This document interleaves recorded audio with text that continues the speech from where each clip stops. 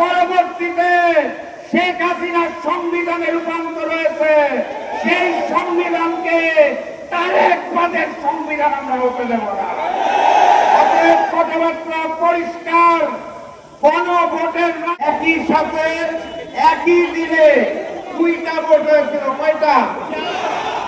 একটা সংসদ গঠনের জন্য, আরেকটা সংস্কার পরিষদ গঠনের জন্য।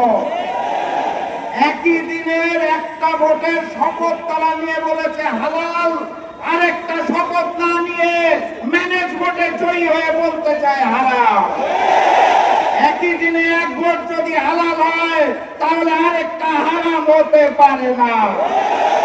70% জনগণের হ্যাঁ ভোটের রায়কে যারা অস্বীকার করে বেঈমানি করতে চায়, তাদের স্থান এই বাংলার মসনদে হবে না।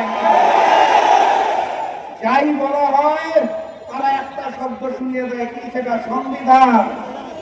সংবিধান উচ্চারণ করতে গেলে শেষে আসে ধান। তারা ভেবেছে এটা বোধ হয় ধানের শীষ, এই কারণে বারবার বলে সংবিধান। এটা হয়েছে নির্বাচনের আগে নিকৃষ্ট স্লোগান দিত, কি জানি, লাগাতে লাগা ধান লাগা।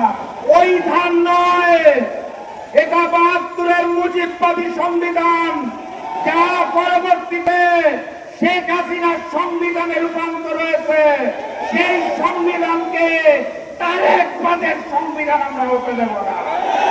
অতএব কথাবার্তা পরিষ্কার, গণভোটের রায়কে সম্মান জানিয়ে বাস্তবায়ন করুন, না হলে যেই আন্দোলন করে তোলা হবে মসনদ থাকবে না ইনশাআল্লাহ। বিজয়ের পথে যাত্রা শুরু, জীবন অথবা মৃত্যু। আসসালামু আলাইকুম।